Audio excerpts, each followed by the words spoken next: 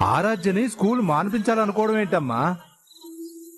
భార్యాభర్తల్ని విడదీసినట్లే తల్లి కూతుళ్ళని కూడా విడదీయాలనుకుంటున్నారా? వాళ్ళు మరీ ఇంత రాక్షసంగా ప్రవర్తిస్తున్నారేంటి? మా వాళ్ళు అలా ప్రవర్తించడం కాదంకుల్. మా వాళ్ళందరికీ అవని వదిన మీద కోపం పెరిగేలా చెప్పే వ్యక్తులు ఇంకెవరై ఉంటారు?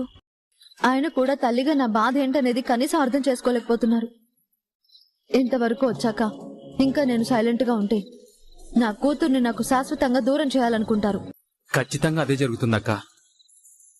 ఎన్ని రోజులైనా కూడా వాళ్ళు నిన్ను అర్థం చేసుకోలేదంటే ఆరాధ్య విషయంలో కూడా వాళ్ళ నిర్ణయాన్ని అస్సలు మార్చుకోరని నాకు అనిపిస్తోంది.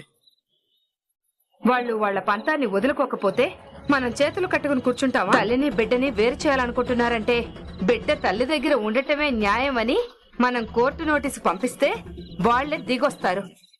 కోర్టులు కేసులు ఏం వద్దు పిన్ని. చూడమ్మా,